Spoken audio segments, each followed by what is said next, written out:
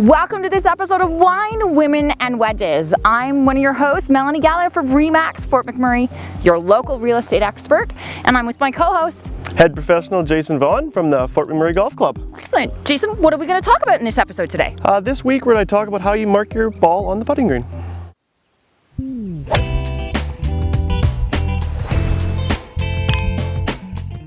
So, Jason, tell me, why do we mark our ball? What's important about that? Number one is etiquette.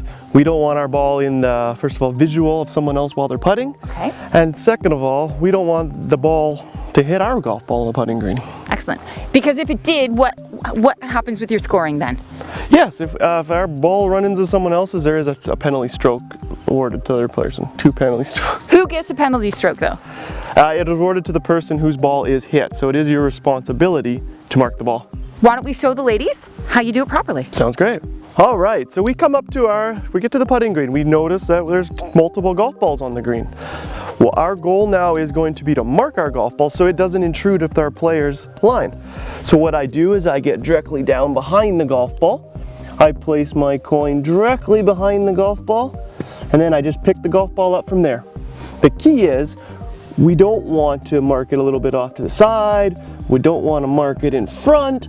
We always want that coin directly behind the golf ball, so when we pick it up and place it back down, it's in the exact same spot on the putting surface every time. So also, sometimes some people take the opportunity to line up their ball.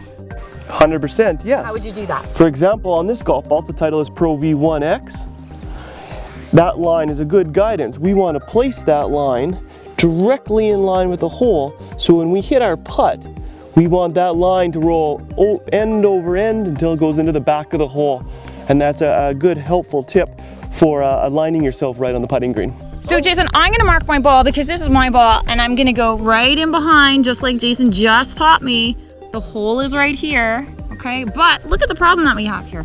Jason's shot is like right in alignment with the pin. So what are we gonna do in this situation here?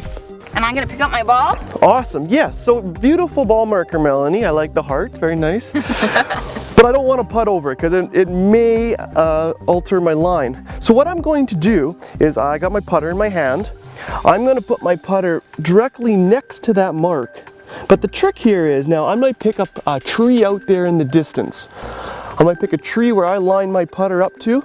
I'm going to pick this marker up. I'm going to place it down and on my tapper down, and there we go. It's officially moved. Okay, so a situation that happens sometimes though, if you don't move that marker back, what's the penalty for that? Yes, if you now putt from that position, you're going to receive a 2-stroke penalty.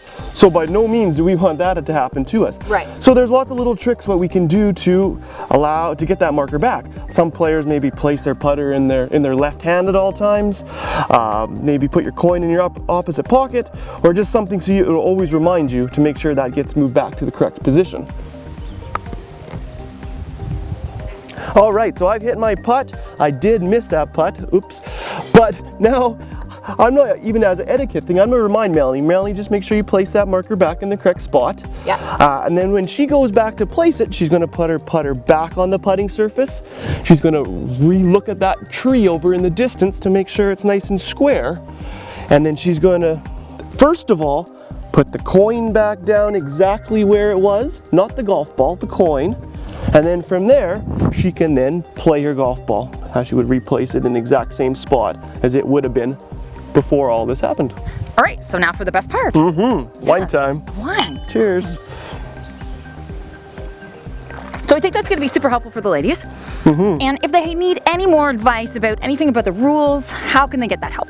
Definitely, just pop into the pro shop and we have 3 golf professionals in there. They can give you a hand with whatever you need.